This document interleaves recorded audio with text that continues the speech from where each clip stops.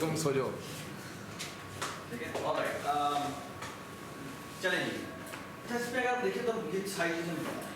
याद है टाइम की हमने क्लास बनाई थी और फिर हमने यहाँ पे एंड आवर, एंड मिनट और एंड सेकंड बनाया था, राइट? जिसने पहले स्ट्रक्ट बनाया था, स्ट्रक्ट के बाद हमने स्प्रेड पे शिफ्ट किया था ना, हमने पहली दूसरी क्लास में बनाया है ना। अच्छा, एक चीज़ जो कि मैंने पहले जब वापस करते हैं वहाँ पर डिस्कस की और वो ये है, ठीक है, ये ना यहाँ पे कुछ लिखा हुआ है, if and if def time underscore h define time underscore h। ये पता क्या चीज़ है? असेंबली आप लोग पढ़ रहे हैं? अच्छा, असेंबली में आप लोगों ने लेबल के बारे में पढ़ा, लेबल और जंप के बारे में पढ़ा, और तो ये एक्चुअली यहाँ पर हम डिफाइन करते हैं ना, तो एसेंशियली यहाँ पे मतलब क्या होता है? तो व्हेन वी से डिफाइन का मतलब होता है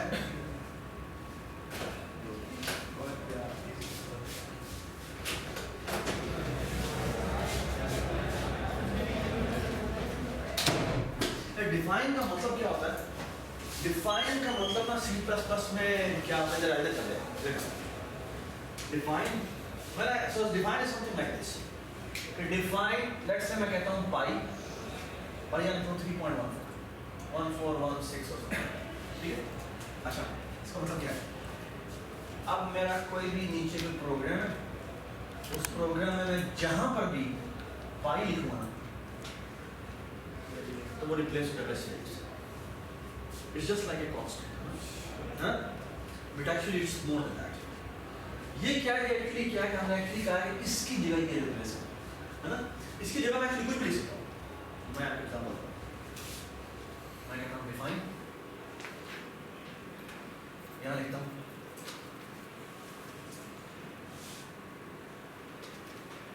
एंड, और यहाँ लिखता हूँ पता क्या? वाव, मान लिया क्या? अब मैंने कंडीशन लिखनी होती है ना, हम लिखते हैं इफ, हाँ जी, कंडीशन 1 और यहाँ पे एंड के 2 साइन डालते हैं, हम लिखेंगे पता क्या? क्या बात है, एंड, यहाँ लिखेंगे कंडीशन 2, अब लिखेंगे एंड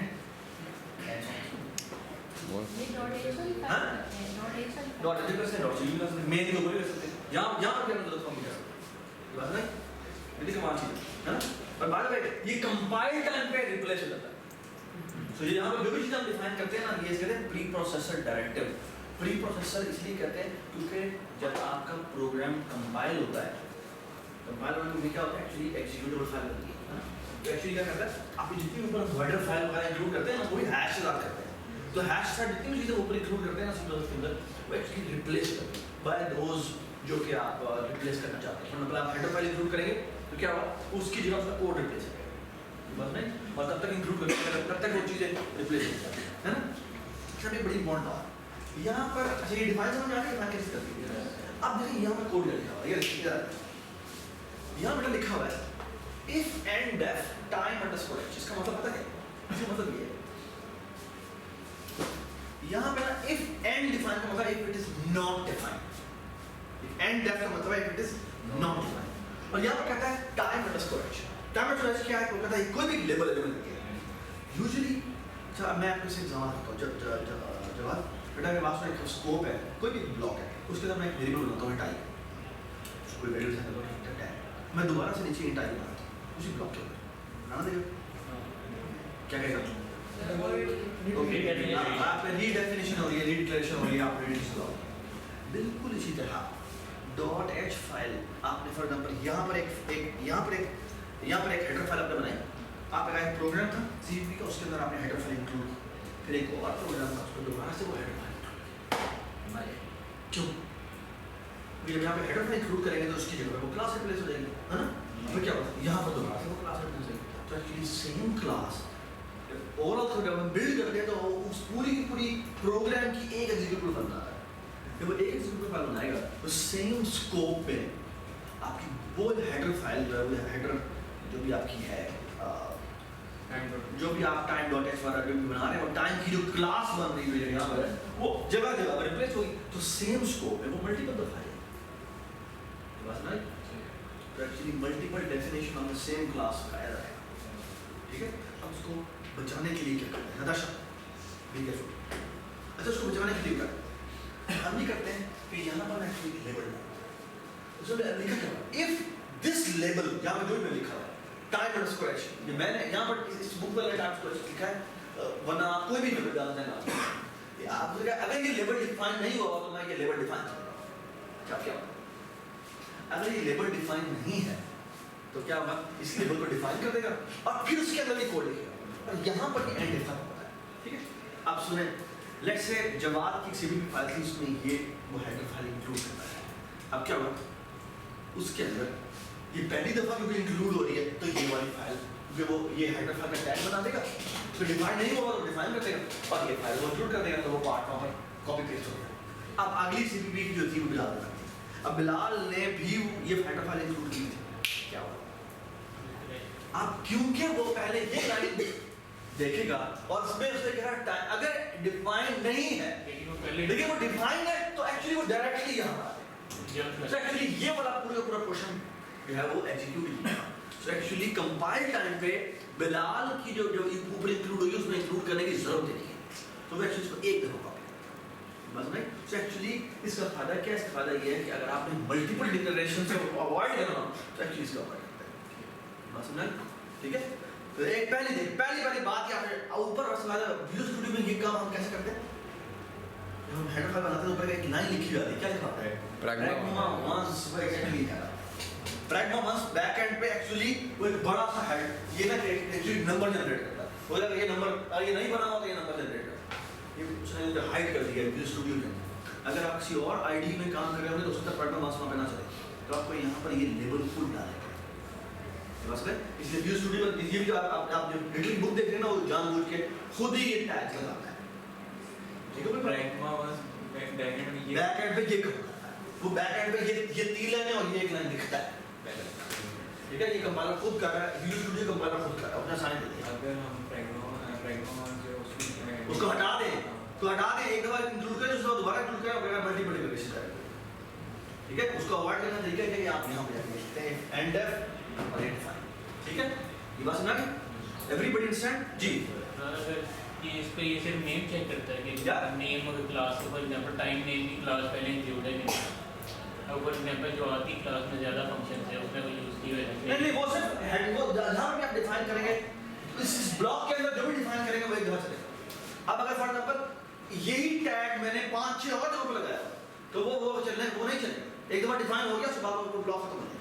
मैं तुम्हें एग्जांपल देता हूँ, बहुत सारे प्रोग्रामर्स जब लिनक्स में काम कर रहे होते हैं, लिनक्स पूरा ओएस उसका कोड जो है वो लाखों लाइनों का हो चुका है।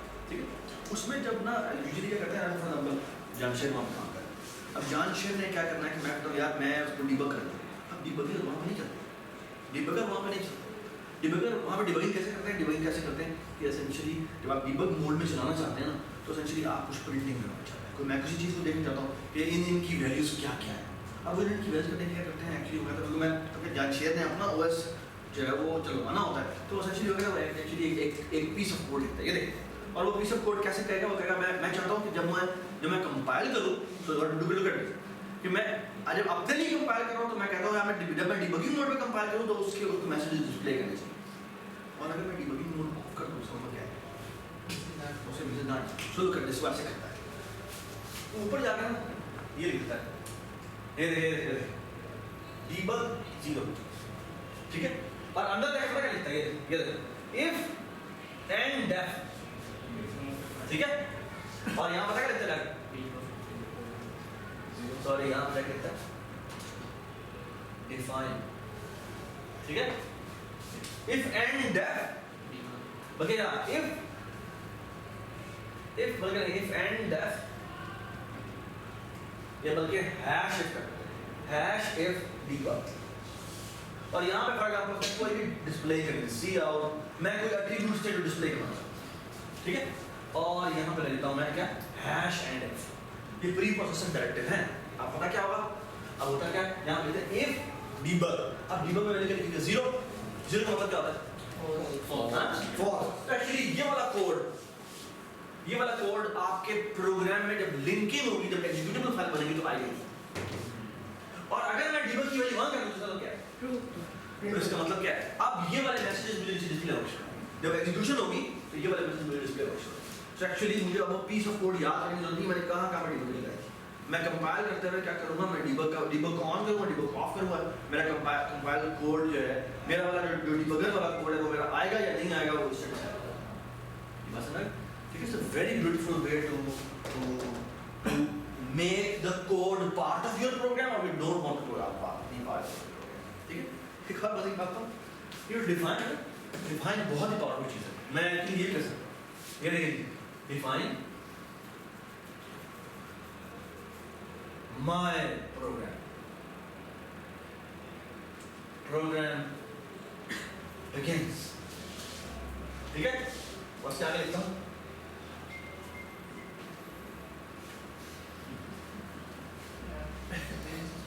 आप पता क्या बात? नहीं ऐसे दूसरे लोग एंड मेन होते हैं ना, मैं एंड मेन नहीं लिखूंगा, and hi look at this, my program begins, अगला बंदा मुझे उत्तर होता है यार, मेरा प्रोग्राम है भाई, मैं बताता हूँ इससे, ठीक है? ये बस नहीं, everybody understand? तो actually I can make my own, मैं अपनी लैंग्वेज को रीडिफाइन कर सकता हूँ। लैंग्वेज ही आपने चाहिए। हाँ, मैं अंग्रेजी में लिखता हूँ, ये अंग्रेजी में कोड लिखता हूँ, वो जाके पीछे बैक में स्टार्ट करता है। और लोग करते हैं, आप जब बड़े-बड़े प्रोग्रामर्स के प्रोग्राम देखेंगे तो एक्चुअली इस तरह के वो हेडर वो यूज करते हैं, वो कहते हैं why we should write in the form of जो कि नॉन इंग्लिश, मैं ऐसी लैंग्वेज लिखूंगा जो कि बिल्कुल ह्यूमन टू के लिए अंडरस्टैंड है। तो एक्चुअली वो ये जो एंड अगर हम डबल एंड यूज करते हैं ना, they don't like, some people don't like it, वो ऊपर पीपल से डायरेक्टर में डिफाइन करते हैं, तो अगर मैं एंड लिखूंगा, मैं मतलब बताऊं कोड ब्लॉक आपने यूज किया, कोड ब्लॉक यूज किया, कोड ब्लॉक पे एंड चलता है, आप एंड लिखिए ना कि एंड है, वो एंड लिखा जाएगा, उसका मतलब संख्या मेकर में ये होगा, ठीक है? Everybody understand? इस तरह डिफाइन होता है, एक और चीज कहते हैं टाइप डेफ, ये भी जाके पढ़ना बड़ा मजेदार है। टाइप डेफ होता है टाइप रीडिफाइन। सो ये देखिए, मैंने ये इंट लिखा है, मैं कह रहा हूँ टाइप डेफ इंट का मतलब है इस इंट को रीडिफाइन करने जा रहे हैं। मुझे याद नहीं कि इंट पहले आता है बाद में आता है, और मैं कहता हूँ ये देखिए इंटीजर, क्या बात है। और आपने पता है मैंने इंटीजर वेरिएबल बनाना हो, मैं ये लिख दिया INTEGR इज इक्वल टू बस अगर हम ये बात सुने, एट के आगे मैं एक्चुअली अपनी टाइप को रीडिफाइन करता हूँ, ठीक है? तो बड़ी मजेदार चीजें हैं जो कि आपने देखनी चाहिए। अगर मैं ये चीजें आपको ना बुक्स में तो मिलेंगी, लेकिन कभी कोई पढ़ाएगा नहीं, ठीक है? ऑलराइट, सो अगर आप डिफाइन करके पढ़ेंगे तो आपको जो है वो सजेशन में नजर आएगा, टाइप डेफ भी आप पढ़े तो आपको नजर आएगा कि यार ये चीजें भी होती हैं जो कि आप रीडिफाइन करते हैं, ठीक है? अच्छा, ये बात करने की बात, ये कोई साइड की बात है, I want to go through the chapter, ठीक है? थोड़े से सवाल अपने रोक, कोई सारी चीजें बार-बार आ जाएंगी। हाँ बताओ क्या सर, ये जो हमने चीजें की हैं, हम एक अलग क्लास बना के उसके अंदर ये सारी चीजें इंक्लूड करके क्लास को बहुत सारे लोग ये काम करते हैं, अपने कोडिंग स्टाइल से के लिए ना करते हैं, एक हेडर फाइल बनाते हैं जहां वो अपने सारे डिफाइन मान कर हर प्रोग्राम में हेडर, और वो कहते हैं हर प्रोग्राम में वो फाइल में इंक्लूड करूंगा, चल जान, ठीक है? मैं अपने स्टाइल से प्रोग्राम, ठीक है? तो actually it's a way to make your habit कि मैं ये इस तरह का किया, ठीक है? ऑलराइट यार, वापस आ। अच्छा, एक और जो चीज मुझे आपको बड़ी डिफरेंट नजर आएगी, वो देखिए इसमें देखिए आप, हमने जब कोड की थी टाइम वाली क्लास, ये पुराना एडिशन जब यूज करते हैं उसमें यहाँ पर एक चीज डिफरेंट थी, क्या था? हाँ, पहले यहाँ पे अनसाइंड नहीं था, अभी अनसाइंड ले रहे, क्यों अनसाइंड ले रहे हैं? तो क्यों हम अनसाइंड था, क्यों अनसाइंड? बस में एक और, अच्छा मैं आपसे सवाल करता हूँ, लेट्स से कि मैं कहता हूँ कि मैंने डेट की क्लास बनाई थी, स्टूडेंट की जो असाइनमेंट नंबर 1 उसमें डेट थी, तो डेट जो है उसमें जो मंथ डे और ईयर था वो भी क्या होना चाहिए था? अनसाइंड। अच्छा, व्हाट अबाउट फ्रैक्शन? वो साइन है, व्हाई? बिकॉज़ न्यूमरेटर डिनोमिनेटर दोनों में से कोई भी पॉजिटिव और नेगेटिव वैल्यूज होती है। What about polynomials? पॉलिनोमियल में कोएफिशिएंट्स हैं वो भी साइन होंगे। व्हाट अबाउट डिग्री अनसाइंड होनी चाहिए। ये तो गुड प्रोग्राम प्रैक्टिस वीडियो है कि उसको अनसाइंड लिखो, बट इट्स फाइन अगर आप कर लेते हैं, लेकिन ये चीजें पता होनी चाहिए कि अगर पूछे कि यार आपने साइन ये मुझे साइन में क्यों लिखो, अनसाइंड में क्यों लिखो, इतना बड़ा इस तरह की बात है, ठीक है? ये बात सुना गई। लेकिन अनसाइंड यूजुअली तब ये कहता है जब मैंने कोई चीज बाउंड के अंदर रखी, ठीक है? Alright, everybody understand? एक और इम्पोर्टेंट बात मुझे कि ये टाइम का कंसेप्ट बनाया हुआ है, यार ये जो का ये टाइम का कंसेप्ट बनाया हुआ है, ये बनाया है उसके बाद हमने सेट टाइम का फंक्शन बनाया है ना। इसके अंदर क्या पास होता है, इसमें 3 पैरामीटर पास होते हैं। क्या ये इंट जो एक एच होगा और एक मिनट होगा और एक आवर होगा, और प्रिंट यूनिवर्सल है। अच्छा बाद में इन दोनों से हमने कॉन्स्ट लगाया, कॉन्स्ट क्यों लगाया, पॉइंटर को पॉज कर रहे हैं ताकि चेंज ना हो पॉइंटर। और दूसरी बात ये कि अगर कांस्टेंट ऑब्जेक्ट हुआ मेन में जो कभी आएगा उसके थ्रू अगर आपने कोई फंक्शन कॉल करना है तो आप सिर्फ ये वाले फंक्शंस कॉल कर सकते हैं, आप एक्चुअली ये कॉल कर सकते हैं। एक और बड़ी मजेदार बात आप देखेंगे, अब मैं इनकी ना आपको डेफिनेशन दिखा रहा हूँ।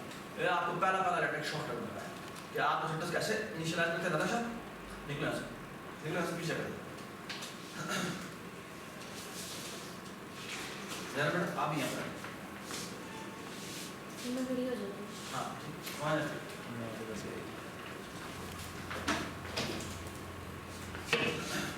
ओके इस तरह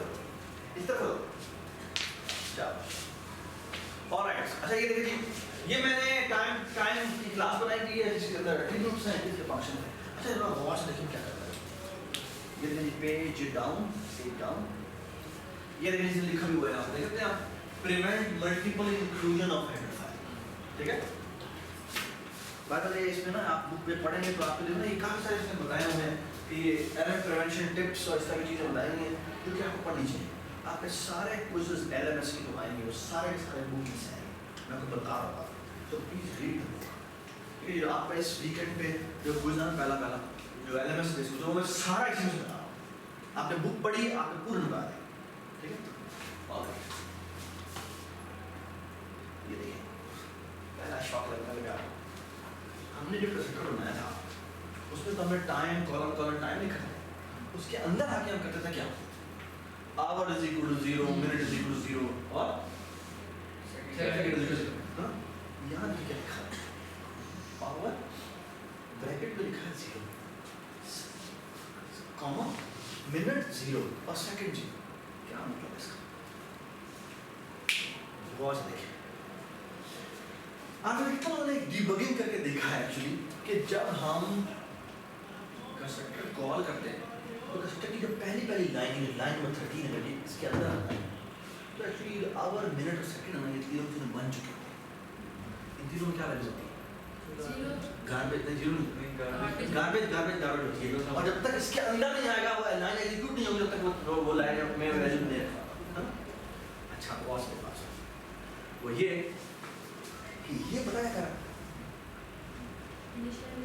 ये इनिशियलाइजेशन करा है at the time of creation. यानी इसका मतलब पता क्या है, इसका मतलब समझिए ये कि अगर मैं कॉलम लगा के यहाँ पे लिख दूँ ना, इसका मतलब ये है कि जैसे ही क्रिएशन हो उसकी वैल्यू असाइन कर दो, क्या आएगा 0। जैसे ही मिनट क्रिएट उसकी वैल्यू कैसा कर दो 0। जैसे ही सेकंड हो उसकी वैल्यू कैसा कर दो 0। एक्चुअली हमने कोई गार्बेज वैल्यू इसके अंदर नहीं आने दी। ये बात सुने, अब एक बात सुने। अब लेट्स से कि मैं एक टाइम क्लास का एक ऑब्जेक्ट बनाता हूँ और वो कांस्टेंट ऑब्जेक्ट है, और फिर क्या होता है इसको चेंज नहीं कर सकते। अब अगर ये लाइन ना लिखी हो ना तो कंस्ट्रक्टर में ही एरर आ गया, वो कहेगा मैं कंस्ट्रक्टर कॉल नहीं कर सकता। क्यों? क्योंकि कंस्ट्रक्टर यहाँ कांस्टेंट है ना, वो जैसे इस लाइन पर आएगा और आपने ये वाला कोड यहाँ लिखा हुआ है तो क्या क्रिएशन हो जाएगी, और क्रिएशन होने के साथ इसमें क्या वैल्यू पड़ी होगी, गार्बेज वैल्यू पड़ी होगी, और वो गार्बेज वैल्यू को चेंज करने की कोशिश करेगा कोई याद नहीं। ये कांस्टेंट्स की वैल्यू जब एकदम क्रिएट हो जाती है तो फिर आप उसे चेंज नहीं कर सकते। बात सुने, लेकिन बहुत ये देखिए अगर ये तीनों ये लाइन लिखी हुई है और जिसके मैंने बराबर नहीं यार देखो यहाँ लिखा हुआ टाइम कॉलन टाइम। अगर मैंने बेटा ये लिखा, अगर मैंने लिखा hour is equal to minute is equal to second is equal to 0 लिखा, और लेट्स से यहाँ पर मैंने कांस्टेंट टाइप का एक टाइम का ऑब्जेक्ट बनाया, इसका नाम लिखा नून। ठीक है, और मैंने इसमें कोई पैरामीटर पास, अब ये इस लाइन पर एरर देगा। क्यों एरर देगा? क्योंकि ये पोटेंशियली कॉल कर रहा है किसको, इस को, लेकिन उसमें क्या है कॉन्स्ट लिखा हुआ है। कॉन्स्ट का मतलब है कि आप ऐसी चीज उसको एक दफा आपने डिक्लेयर कर दिया तो उसके बाद उसकी वैल्यूज चेंज नहीं होगी। तो इसका मतलब ये है कि ये कंप्यूटर कॉल होगा इस लाइन पे आके उसके आवर मिनट और सेकंड तीनों के तीनों सेट हो चुके हैं जो गार्बेज है, और अब उसे चेंज करने की आप कोशिश करें, मैं चेंज नहीं करता। नहीं, अब ये काम सिर्फ एक सूत्र में चल सकता है अगर आपने इस तरह से इसकी इनिशियलाइजेशन की। इसे कहते हैं मेंबर इनिशियलाइजेशन लिस्ट। क्या कहते हैं?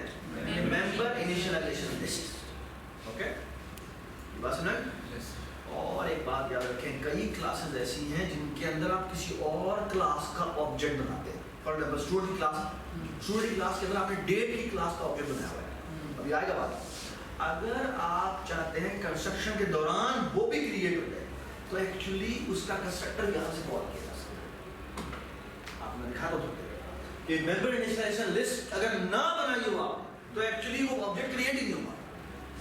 ठीक है, अभी आप एग्जांपल आएंगे तो खुद ही बता देगा, लेकिन ये समझ में आ गया मेमोरी इनिशियलाइजेशन का फायदा क्या है, क्या है टाइम ऑफ क्रिएशन इसके सामने। ये बस ना आगे देखिए, मैं आपको बात ये कैसे हो गया। ये देखिए एक और मजेदार बात, आप देखते जाएं कि पहली एग्जांपल है कितनी चीजें आपको सीखने की नहीं मिलती। आप देखो हमने इससे कोई भी बात, इसका छठा लेक्चर तो आज होने लगे ना, 5 लेक्चर हो चुके हैं। हमने पहली एग्जांपल देखो कई कितनी नई चीजें सीख ली। आप देखो अगली एग्जांपल, ये अगला पेज है उसमें कितनी चीजें नहीं पता होती हैं। ये देखिए सेट टाइम क्या करता था पहले, हमने क्या किया सेट टाइम, इधर तो इधर देखिए। हाँ जी, सेट टाइम कैसे किया था आपने? सर टाइम जो है उसके अंदर 3 जो एट्रीब्यूट्स हैं वो आते हैं। अब चेक करते हैं कि इनमें से कोई भी वैल्यू छोटी है तो वो उसको हम 0 से निकाल कर देते हैं वगैरह वगैरह, है ना? है ना? देखना यहाँ ये नहीं करना, यहाँ कहता है देखिए। अच्छा, ये से चेक लगाया हुआ है आवर का, hour must be greater than और equal to 0 and hour must be less than 24। Agree? And minute must be greater than or equal to 0 and less than 60. Do you agree? And second must be greater than or equal to 0 and second must be less than or equal to 60. ठीक है? Less than 60. Hour is equal to R and minute is equal to M, second is equal to S. ये बात समझ में? ये लगाया हुआ है if के अंदर। इसके अंदर में ये लाइन क्या लिखी है? एक स्टेटमेंट लिखी है जिसका नाम है थ्रो, और ये है इनवैलिड आर्गुमेंट। ठीक है? अच्छा, इनवैलिड आर्गुमेंट ये क्या होता है और इनवैलिड आर्गुमेंट क्या चीज है? एक्चुअली एक और मैं आपको चीज दिखाता हूँ, इसकी जो ऊपर वाली फाइल है उसमें जाके देखें। ये देखिए, क्या कौन सी फाइल इंक्लूड की है? std_except। ये क्या, ये एक स्टैंडर्ड एक्सेप्शन की लाइब्रेरी है। एक्सेप्शन क्या होती है यार? Null pointer exception. और बढ़िया, null pointer exception, null pointer exception actually exception है। एक्चुअली क्या है कि ये जो फाइल है ना, इसका नाम है std_except। इसमें ना इन्होंने बहुत सारी हेडर फाइल बनाई है, इसमें बहुत सारे तरह की क्लासेस बना के उनमें बताया हुआ है ये इस तरह का एरर है, ये इस तरह का एरर है, ये इस तरह का एरर है, ये इस तरह का। दोस्त कोई इशू है? कोई इशू? यहाँ जो नाम हाउस कैसे आ रहा है?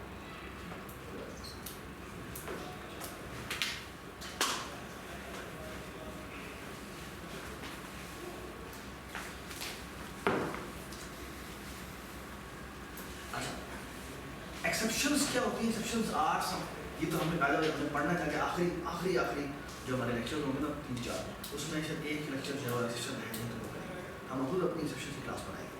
ठीक है? और एक्चुअली ये std_except है ना, इसमें बहुत सारे एक्सेप्शंस की क्लासेस बनी हुई हैं। ओके, और आपको वहाँ पर जो थ्रो में नजर आ रहा है, ये जो थ्रो है ना, थ्रो क्या करता है? थ्रो एक्चुअली कहता है कि जहाँ से ये आप सेट टाइम कॉल करें ना, मैं वहाँ पर एक मैसेज भेज रहा हूँ। ठीक है? और वो मैसेज क्या है? एक्चुअली एक ऑब्जेक्ट है इस टाइप का। इनवैलिड आर्गुमेंट क्या है? इनवैलिड आर्गुमेंट वहाँ पर एक क्लास है। इनवैलिड आर्गुमेंट क्या है? एक क्लास है, और उस क्लास के अंदर एक स्ट्रिंग एज ए डेटा, एक स्ट्रिंग एज ए आर्गुमेंट पास होती है, और वो ये क्या? आवर, मिनट और second was out of range. उसके अंदर एक स्ट्रिंग, एक मैसेज डिलीवर होता है। ठीक है? अच्छा, अगर आपने ये जो मैसेज, जो एक्सेप्शन वहाँ से यहाँ पर आई है, अगर आपने उसको रिसीव करना हो तो तरीका ये है। ये देखिए, आप यहाँ लिखते हैं ट्राई, यहाँ लिखते हैं कैच, और कैच में वहाँ पे कौन सी इनवैलिड आर्गुमेंट था ना, तो यहाँ पे for example invalid underscore argument type की एक वो आ रही होगी, ई आ रहा होगा, और यहाँ क्या करेंगे? यहाँ पे हम करेंगे क्या? यहाँ पे हम सी आउट करवाएंगे क्या? e.void। So what is e? E is essentially उसने क्या भेजा है, उसने एक्चुअली यहाँ पर एक ऑब्जेक्ट बनाया और ऑब्जेक्ट में ये आर्गुमेंट पास किए हैं और ये उसने वहाँ पर भिजवा दिया। या सही तरफ रखा हुआ है, सही तरफ उसने इनवैलिड आर्गुमेंट का एक ऑब्जेक्ट बनाया और ऑब्जेक्ट बना के भेजा। ठीक है, okay. So look at this. अच्छा ये आपने कभी शायद इसका मोज़ेक में शायद क्लास में करवाया भी था। अगर मैं एक लाइन है, ये जाके लिखता हूँ रिटर्न और यहाँ लिखता हूँ कॉम्प्लेक्स नंबर और उसमें मैं 2 और 3 मतलब होगा ये बैकएंड में क्या करता है, एक कंस्ट्रक्टर कॉल हुआ, उसमें 2 और 3 पास हुआ, तो एक्चुअली एक नया कॉम्प्लेक्स नंबर का ऑब्जेक्ट बनाएगा और वो ही रिटर्न कर देगा। बस है। और अगर रिटर्न टाइम में बाय कॉपी लिखा हो तो उसकी नई कॉपी बनेगी। ठीक है, बस है। बिल्कुल ऐसे यहाँ पर भी ये काम किया हुआ, यहाँ इसने एक नया ऑब्जेक्ट बनाया, ऑर्डर बना के पीछे से भेज दिया। ठीक है, अब देखना रिसीविंग एंड पे क्या होता है। चलिए बाय द वे ये प्रिंट यूनिवर्सल और प्रिंट स्टैंडर्ड नहीं है तो आपको पता नहीं, ये बिल्कुल वैसे ही जैसे पहले। ठीक है, वो AM PM में दिखाता है, एक पूरा दिखाता है, ये मैं नहीं कर रहा। ठीक है, अच्छा आप देखिए मेन में क्या होता है, ये देखिए मेन क्या करता है, टाइम टाइप का टी बनाता है। प्लीज जूम कर लो बेटा, इसके अंदर कौन सा सेक्टर कॉल होगा, इसमें मेमोरी इनिशियलाइजेशन लगी हुई है, सब में 0 0 0 होगा। अगर मैं प्रिंट यूनिवर्सल कॉल करूंगा तो 0 0 0 0 0 0 आउटपुट होगा। प्रिंट स्टैंडर्ड कॉल करूंगा तो 12:0 AM। ये बात सुनाई। अगर मैं t.set कॉल करता हूं 13 27 और 6 आता है। ठीक है, 13 27 और 6 आता है। अब क्या होता है, अब मैं जब मैं प्रिंट यूनिवर्सल कॉल करूंगा तो आऊंगा 13:27 और टी स्टैंडर्ड कॉल करूंगा तो अब 1:27 है ना, ये बात समझ में। ठीक है, अच्छा अब देखिए मैं क्या करता हूं, अब मैं t.set टाइम कॉल करता हूं, मैं यहां पे 99 भेज देता हूं, 99 भेजता हूं, 99 भेजता हूं। अब पता क्या होगा, इफ में जाएगा, उस इफ में जाएगा नहीं जाएगा, जो सेट वाला इफ लगा हुआ है उस इफ में जाएगा नहीं जाएगा, नहीं जाएगा क्योंकि वो ये देखो ना इनवैलिड के लिए यहाँ पर जाएगा, वो x में 99 है, ऐसा 99 है, तो ये पहली कंडीशन ही फॉल्स हो जाएगी। वो यहाँ से यहाँ का थ्रो करेगा गवर्नमेंट यार, है ना। और आप देखना क्या होगा, ये देखिए वो एक्चुअली इनवैलिड आर्गुमेंट में आता है। यहाँ पर एम्परसेंड ई लिया हुआ तो वहाँ से जो भी एक्सेप्शन बना के आपने भेजी है वो यहाँ पर रिसीव होती है। और जब आप e.what करेंगे तो एक्चुअली ये एक्सेप्शन वहाँ पर बाहर आप देख सकते हैं। ये बात सुना है, ठीक है।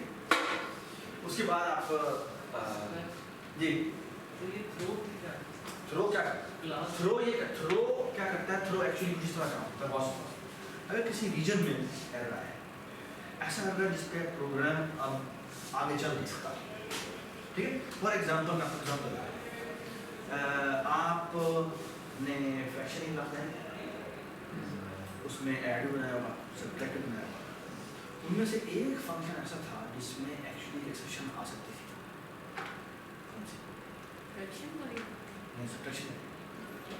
फ्रैक्शन वाली क्लास में एक ऐसा फंक्शन है, जितने भी फंक्शंस में बताए थे ना, उसमें एक फंक्शन ऐसा था जिसमें एक्सेप्शन आ सकती थी, डिवीजन।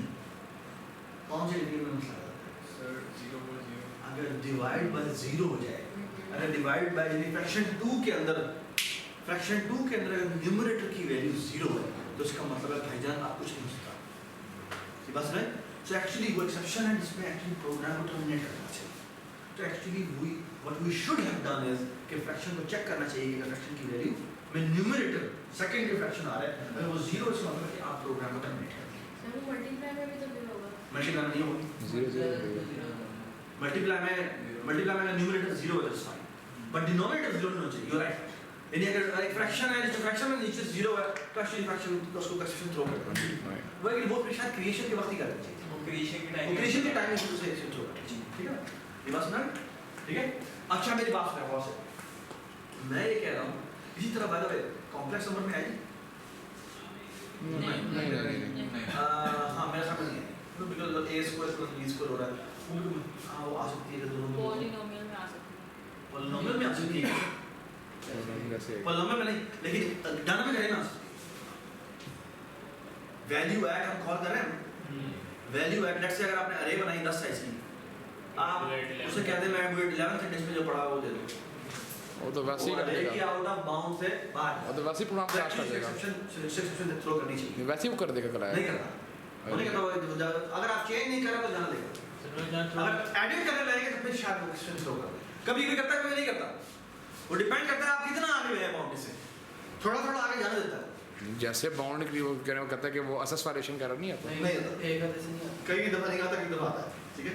तो इट डिपेंड्स कि आप किस तरह किस जगह पर एज पे खड़ा है। तो ये होता है कि आपका प्रोग्राम जो होता है ना, जब ओएस बड़ा तेज होता है, वो एक्चुअली आपको जब आप कहते हैं ना मुझे 5 मेमोरी चाहिए, वो 5 नहीं देता, आपको 10 देता है। तो आप थोड़ा सा अगर 5 के आसपास रहते हैं तो आपको इलाज देता है, उससे कहीं ज़्यादा आगे जाने की कोशिश करेंगे तो होगा 4-5, ठीक है।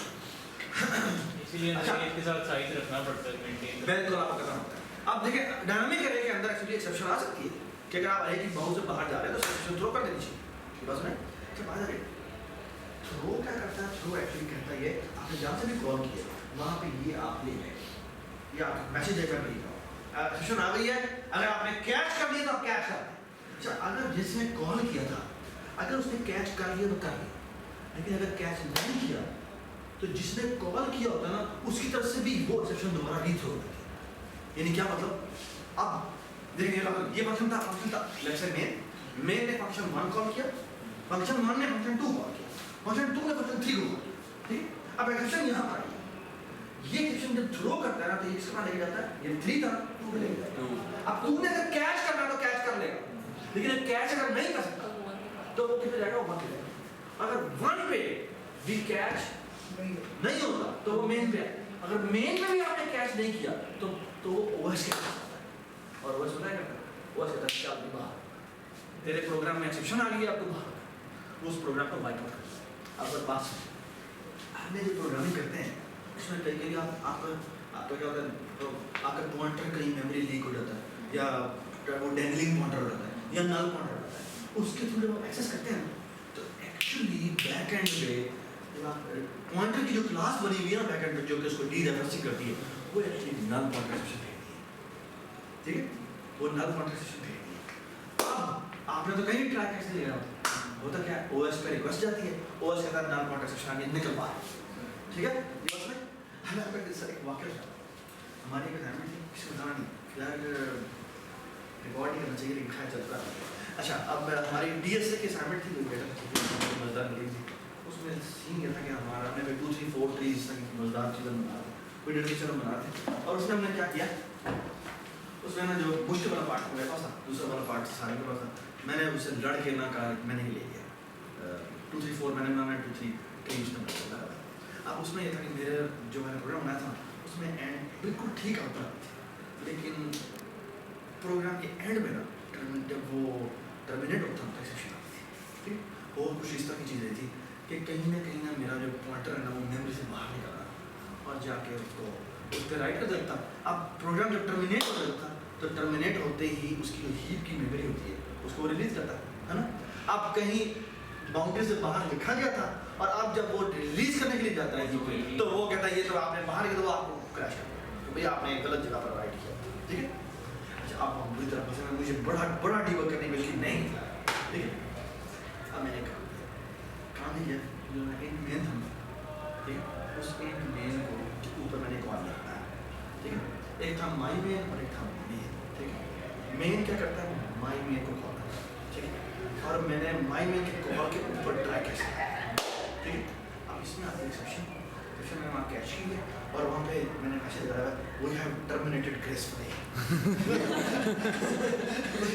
तो सारा एरर हमने जो नल कॉन्टेक्स्ट आती है वो मैं कैच कर और हमने इवैल्यूएशन करा, ये इवैल्यूएशन लेवल हो गया, सारे मैंने देख रहा है कि ये क्या लेकिन हमें से बीट कर दिया। मैं कह रहा हूँ कई दफ़ा आपने जब सॉफ्टवेयर डील वगैरह देनी होती है, अपनी बिल्ड वगैरह देनी होती है और आपको भी एरर पता नहीं है और क्रैश कर रहा है, so you can actually save yourself through this. ये तो एक बड़ी मजेदार चीज़ है एक्चुअली एक्सेप्शन हैंडलिंग आपको कहीं ना कहीं करनी पड़ती है। कई दफ़ा ऐसा होता है अगर मुझे पता नहीं लग रही बिल्ड रिपीट ड्यू है तो मैं इस पोर्शन को किसी तरह से ना अवॉइड करूँगा। एक्सेप्शन अगर आ गई और आपने हैंडल नहीं की ना तो ओएस क्या करता है, ओएस आपके प्रोग्राम को टर्मिनेट करता है। तो हम चाहते हैं कि प्रोग्राम टर्मिनेट ना हो, क्योंकि आप अगर बड़ा सॉफ्टवेयर बनाएंगे ना, अब फॉर एग्जाम्पल कि गूगल तुम्हारे सामने गूगल की क्या एक्सेप्शन नहीं आती होगी, आती होगी। लेट्स से कि अगर OS का बैकएंड पे OS जो है उस पे गूगल चल रहा है, अब किसी एक स्ट्रिंग ऐसी है जिसके ऊपर एक्सेप्शन आती है और वो क्रैश कर देता है, तो क्रैश करने के बाद क्या गूगल तो पूरा डाउन हो जाता है, पूरी दुनिया का गूगल पे जो चल रहा है वो सॉफ्टवेयर डाउन हो जाएगा। तो लेकिन हम वो नहीं चाहते कि वो डाउन, क्योंकि एक सेकंड में मिलियंस ऑफ उनकी ट्रांजैक्शंस हो रही होती है, ठीक है। तो दे डोंट वांट कि वो जनाब एक स्ट्रिंग यहाँ पर आई और OS के सारे प्रोग्राम को टर्मिनेट कर, सो दे शुड हैंडल दिस। तो ये सिस्टम हैंडलिंग बड़ी इंपॉर्टेंट चीज़ है, ठीक है। एवरीबॉडी सेट, और इसीलिए हम एक लेक्चर आफ्टर में इसके ऊपर करें अपनी क्लासेस बनाई जाती है। ट्राई और कैच करने के लिए यूज अभी आप करें एक्चुअली आपने जितनी भी असाइनमेंट्स, इसलिए आपने संडे की ना दोबारा एक डेडलाइन बनाई है। एक तो ऑफ कोर्स जिन लोगों ने सबमिशन नहीं कर पाई वो आप दोबारा करना, जिन्होंने कर भी लिया सबमिशन भी करवाई वो भी दोबारा करना, ठीक है। नई सबमिशन की बनाई। और दूसरी बात है कि जो फ्रैक्शन की क्लास है, डायनामिक अरे की जो क्लास होगी जो कि कल रात को उसमें इन सब में जहाँ जहाँ पर आपको ट्राई कैश लगानी चाहिए वहाँ पर ट्राई कैश लगानी चाहिए, ठीक है। और वैसे ठीक है। तो जिन जिन पोर्शंस में मसले आ सकते हैं, मतलब पॉलिनोमियल क्लास है उसमें कहीं एक्सेप्शन आ सकती है। लेट्स से 8 डिग्री की पॉलिनोमियल है, मैं कहता हूँ मुझे 9वें डिग्री का कोएफिशिएंट बताओ, एक्सेप्शन आ सकती है? नहीं आ सकती। क्यों? ज़्यादा एडिशन करते हुए हम जब कहते हैं मुझे एक की डिग्री 10 है, एक की डिग्री 5 है, तो मैं जब ऐड करता हूँ तो मैं इसके 5 तक तो ऐड कर लेता हूँ, लेकिन मैं इसकी छठे डिग्री इसका छठा मानता हूँ तो वो एक्चुअली मुझे 0 देता है। तो हमने वहाँ पे इफ लगाया हुआ है कि अगर इसकी डिग्री से ज़्यादा का कोई अगर वो कोएफिशिएंट मांगेगा तो मैं 0 डालूंगा, तो एक्चुअली वहाँ पर एक्सेप्शन नहीं है। तो you need to be little bit careful कि कहाँ पर एक्सेप्शन आनी चाहिए, कहाँ में हैंडल करनी चाहिए, कहाँ हैंडल करने की जरूरत है, ठीक है। तो डायनामिक अरे में ज़रूरत है, फ्रैक्शन में ज़रूरत है, कॉम्प्लेक्स वर्क मेथड में नहीं है, ठीक है। स्टूडेंट में मेथड नहीं, स्टूडेंट में अगर गलत को एक डेट ऑफ बर्थ दे दे फिर शायद आप दे दे, फिर आप ठीक है। एवरीबडी इज मी, ठीक है। एवरीबडी अंडरस्टैंड कि यहाँ पर क्या होगा, ट्राई कैच में हमने गलत इन्फॉर्मेशन दी तो इसलिए यहाँ पर ठीक है। ये ट्राई कैच में थोड़ा सा टाइम और लगाता है और वो ये देखिए। अच्छा सबको पता है स्कोप वाले, अच्छा बात ये देखिएगा आप देखिए, ये मैंने एसेंशियली क्या बनाया, चाहे जूम कर, अकाउंट टाइप का एक अकाउंट बनाया, ठीक है। एक ऑब्जेक्ट बनाया account m% account ref is equal to account, इसका मतलब क्या है? सर इसका जो एड्रेस है वो नहीं एड्रेस नहीं छोड़ता, ये इसी ऑब्जेक्ट का एक एलियास बना दिया हमने, इसका रीनेम कर दिया। और अगर मैंने ये क्या किया कि एक्चुअली यहाँ पर मैंने इसका एड्रेस उठाया, एड्रेस इसके लिए अलग मेमोरी बनती है, इसके लिए अलग मेमोरी नहीं बनती, ओके। और एक्चुअली इस ऑब्जेक्ट जो अकाउंट वाला है उसको एक्सेस करने के 3 तरीके। फॉर एग्जांपल जो सेट बैलेंस है वो जिस तरीके से कॉल हो सकता है, अब अकाउंट डॉट सेट बैलेंस के थ्रू कॉल हो सकता है, अकाउंट रेफ डॉट सेट बैलेंस के थ्रू कॉल हो सकता है, या account pointer arrow set balance के थ्रू कॉल हो सकता है। ये सेम ही मेमोरी की चीजें जो है वो चेंज होती है, ठीक है। अच्छा अब यहाँ पर आगे जो अगला टॉपिक है वो ये कि मेरे पास ना 2 तरह के फंक्शंस होते हैं, एक होते हैं एक्सेस फंक्शंस और एक होते हैं क्या, यूटिलिटी। यूटिलिटी फंक्शंस कौन से होते हैं? जो क्लास ने अपने लिए बैकएंड पे हेल्प के लिए बनाए होते हैं, उसको वो अपना करता है। जैसे GCD था, LCM था, ये हमने फंक्शन में बनाए थे जो कि हमने एज हेल्पिंग टूल के तौर पे, बस में ये जो एक्सेस फंक्शन होते हैं ये क्या होते हैं, जैसे गेटर्स और सेटर्स। तो सेट फंक्शन हो गया, गेटर गेट मंथ गेट, या हमने फ्रैक्शन में गेट न्यूमरेटर और गेट डिनोमिनेटर बनाया था, सेट न्यूमरेटर और सेट डिनोमिनेटर बनाया था। ये सारे क्या है एक्चुअली इसके एक्सेस फंक्शन, ओके। ये बात समझ आई, ठीक है। ऑलराइट अब जी ये मजेदार चीज, ये मेरा एक कंस्ट्रक्टर है, डिफरेंस देख क्या है, ये टाइम का कंस्ट्रक्टर है, मतलब इसके पीछे एक्सप्लिसिट लिखा ही मैं बाद में बता दूं, ठीक है। ये आ गया मैंने इंडिया का वेरिएबल नहीं लिखा, क्या बेटा? इंडिया का वेरिएबल नहीं लिखा। बेटा ये प्रोटोटाइप होती है, प्रोटोटाइप में ना वेरिएबल डालना लगा, नाम डिक्लेरेशन जब करनी था प्रोटोटाइप जब होती है, प्रोटोटाइप में नाम लिखना जरूरी नहीं होता, लेकिन आप डिफाइन कर रहे हो वहां पे नाम लिखना जरूरी होता है, ठीक है। लेकिन तो यहाँ से बात है इज इक्वल टू 0 करने का मतलब क्या है, इसकी डिफॉल्ट पैरामीटर मैंने कह दिया कि अगर ये पैरामीटर ना पास करो तो उसकी वैल्यू 0, जो भी पैरामीटर ऊपर से वेरिएबल पास करेंगे वो 0 नहीं मतलब अगर मैं नहीं पास करूंगा तो वो 0 करेगा, और अगर मैं इसके अलावा का पास करूंगा तो वो वैल्यू रिप्लेस करेगा, ठीक है। तब ये सेट टाइम मेरा फंक्शन है जो कि बैकएंड पे ये कॉल करेगा, सेट आवर, सेट मिनट और सेट सेकंड, मैं तीनों की अलग-अलग अब मैं फंक्शन बना, ठीक, इसे बताने के लिए कि एक्चुअली और यहाँ पे देखिए क्या है, गेट आवर, गेट मिनट और गेट सेकंड बना लिए। ये से कॉस्ट क्यों लिखे? Change now. ये कॉस्ट, ठीक है, और ये प्रिंट यूनिवर्सल ये बना, ठीक है। अच्छा ये देखिए, ये इसकी फाइल चल रही है, ये इसने क्या किया, प्लीज ये पढ़ो। ये गेट में क्या होता है? हाँ, गेट में क्या होता है? सेट तो पड़ा है पर गेट क्या होता है? गेट होता है कोई एट्रीब्यूट में बाहर चाहिए, जैसे गेट न्यूमरेटर होगा जिसके में से एक लाइन रिटर्न न्यू। सर वो प्राइवेट नीचे लिखा था उसने, प्राइवेट का लिखा हुआ था प्राइवेट नहीं होगा इसमें तो न्यूट्रल नहीं सेट वो। नहीं, अगर हम डिफाइन नहीं करते तो बैट फॉर प्राइवेट डिफाइन नहीं होता वो। दोबारा बोलो। अगर हम डिफाइन नहीं करते, कैसा? सवाल पूछो। क्या? अगर हम डिफाइन नहीं करते पर प्राइवेट नहीं लिखते तो बैट फॉर प्राइवेट नहीं होता। बाय डिफॉल्ट प्राइवेट होता है। तो उसने नीचे प्राइवेट लिखा होता जाके, तो क्या होगा?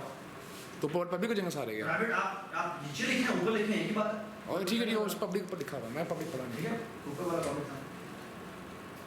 ये देखिए इसने क्या किया, बहुत सही दोस्त, तेरी ओके। ये से सेट एक टाइम वेस्टर बनाया, टाइम में आवर पास होता है, मिनट पास होता है, सेकंड पास होता है, ठीक है। और ये क्या करता है, ये आते के साथ ही सेट टाइम को ऑर्डर करता है जिसमें आवर मिनट और सेकंड, ठीक है। और देखिए सेट टाइम में करता है, सेट टाइम जो आवर आया वो सेट आवर को ऑर्डर करता है, और मिनट में मिनट को ऑर्डर करता है, सेट सेकंड में सेट सेकंड को ऑर्डर करता है। यहाँ देखिए क्या होगा, सेट आवर में क्या करता है, यहाँ पर वो hour is equal to H कर देता है अगर वो इसको रेंज में है, वरना वो थ्रो कर देता है क्या, hour must be between 0 to 2, ठीक है। और इस तरह सेट मिनट में क्या करता है, एग्जैक्टली यही, वरना कहता है minute must be between 0 to 2। Can you guess कि सेट सेकंड में क्या हुआ, ये सेम सेम ये, और यहाँ लिखा हुआ सेकंड मस्ट बी, ठीक है। अच्छा अब एक बात, अब मेरा ना आपसे सवाल है, ठीक है। बात करें जिसे वो सेट सेकंड में लिख देता है, और इस तरह से गेट आवर में देखें क्या लिखा है, रिटर्न आवर, बस, ठीक है। गेट मिनट क्या हुआ, रिटर्न मिनट, गेट सेकंड क्या हुआ, रिटर्न सेकंड। सर ये थ्रो करेगा। एक मिनट, अभी रुक जा अब ये मतलब अभी आ जाएगा ना। इस तरह प्रिंट यूनिवर्सल बना लिया इसने और प्रिंट स्टैंडर्ड बना लिया, ये आपको हमने पहले डिस्कस किया हुआ था, ठीक है। आप चलते हैं जनाब अपने अच्छे आ गए अच्छे, ये देखिए, लेकिन मैं थोड़ा इसको और भी ऊपर करता हूं, ठीक है ठीक है। ये देखिए मैंने टाइम t1 लिखा, जैनब मैंने टाइम t1 लिखा, सारे आर्गुमेंट्स मैंने कोई भी आर्गुमेंट पास नहीं किया, तो कौन सा कंस्ट्रक्टर कॉल होगा, 0 एक ही कंस्ट्रक्टर बनाया हुआ है जिसके अंदर हमने डिफॉल्ट पैरामीटर 0 0 0 दिए हुए हैं। अगर मैं तीनों के तीनों में एक कंस्ट्रक्टर कॉल होगा, लेकिन इसमें t1 वाले में जो आवर मिनट और सेकंड है तीनों के तीनों क्या पास हो रहा है, 0 0 0 पास हो रहा है। और t2 है उसमें आवर की जगह 2 आ रहा है और मिनट और सेकंड की जगह 0 0 आ रहा है। और इस तरह 21 और 34 आ रहा है, बाकी 0 आ रहा है। और इस तरह 12 25 और 46 में तीनों वैल्यूज पास हो रही हैं, ओके ऑलराइट। यहाँ आता है जब t1 डॉट प्रिंट करेंगे तो 0 0 0 0 12 0 समझ में आ गई बात, और ये भी समझ में आ गई, ये भी समझ में आ गई, डज इट मेक सेंस, ठीक है। अच्छा t4 डॉट प्रिंट किया, ये प्रिंट हो गया, ठीक है। अब आगे चलते हैं, अब जब वो t1 को अटेम्प्ट करता है चेंज या t5 को अटेम्प्ट करता है चेंज, ठीक है। t5 में टाइम t5 बनाता है, यहाँ पे 27 रखता है, यहाँ पे 74 रखता है, यहाँ पे 99 रखता है। मुझे पता है बर्बाद करवा दें आपके ख्याल में, ऑफ कोर्स एक्सेप्शन है ना।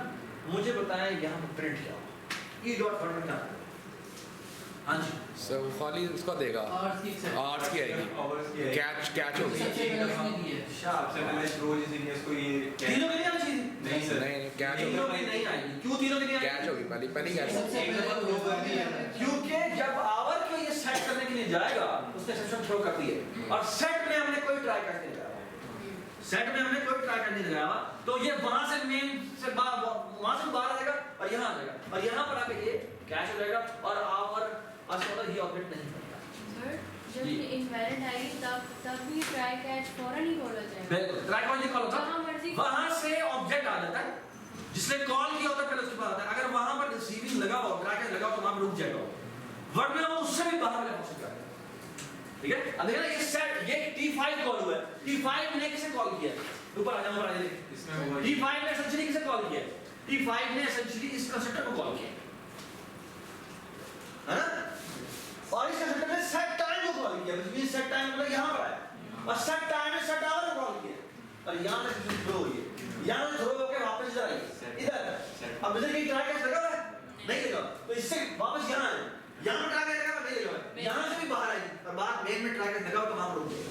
ट्राई कैच कहीं भी लगा लें, ट्राई कैच आप जहाँ मर्जी लगा लें, लेकिन जहाँ पे लगाएंगे वहाँ पर वो रुक जाएगा, ठीक है, वहाँ से आई कॉल नहीं देगा, बस नहीं। अच्छा मैं चाहता हूँ कि मैं जो गलत आए सारे मैसेज डिस्प्ले करा, तो इधर ट्राई कैच इधर लगा, सेट टाइम सेट टाइम से पहले ट्राई कैच लगाएं, फिर सेट मिनट्स लगा ट्राई कैच लगाएं, फिर सेट आपस में ट्राई कैच लगाएं, और फिर तीनों के अलग-अलग मैसेज यही डिस्प्ले करते हैं, मेन में कुछ नहीं होता है। यस ये बात समझ में? ठीक है, और बेसिक डिफॉल्ट वैल्यू सेट भी करते हैं 0 0 0। Does it make sense? ठीक है, अब ये बड़ी मजेदार चीजें हैं जो कि आपको पता हो। सर ये सेट टाइम में एक बार ट्राई कैच थ्रोस लगा के बताना नहीं, अब आप खुद करेंगे, ठीक है, ये इतना टाइम नहीं है कि मैं इतना बताऊं। अच्छा एक छोटी सी बात, रात में ना लेकिन नहीं तो मैं चलो वो पूरा एक चैप्टर कंप्लीट कर फिर काफी सारी मजेदार चीजें जो भी रहती हैं, ठीक है, तो अब आप मेरे साथ खेल सकते हैं, ठीक है। अच्छा बेटा बात सुने, कुछ ये मजेदार चीजें हैं सीक्वेंस लेवल के अंदर जो कि पुराने में नहीं थी, वो ये थी कि आप ना पहले तो ब्रैकेट से सॉल्व करते हैं, सेंटर पे कॉल करते तो ब्रैकेट से करते हैं, अब वो कहते हैं कि आप ब्रैकेट के बगैर इस वाली ब्रैकेट से कर सकते हैं। तो एक्चुअली कौन सा वेक्टर कॉल होगा, इसमें एक पैरामीटर ये कौन सा वेक्टर कॉल करेगा, पीछे मतलब इसी को लिखने का कौन सी कमी है, इज इक्वल टू ये, तो ये ऑटोमेटिकली कंस्ट्रक्टर कौन सा कॉल करेगा, इसमें पहले वैल्यू 2 पास होगी, बाकी दोनों 0 0 पास होगा। इसका मतलब क्या है, पहली वैल्यू 21 और 24, बाकी तीसरी वैल्यू कौन है, सर वो एक ही में आ रहा है ना, वो एक जो 0 0 वाला बिल्कुल उसी में जाना, ठीक है, बस ना, ठीक है, तो ये एक मजेदार चीज है जो आपको पता होना चाहिए।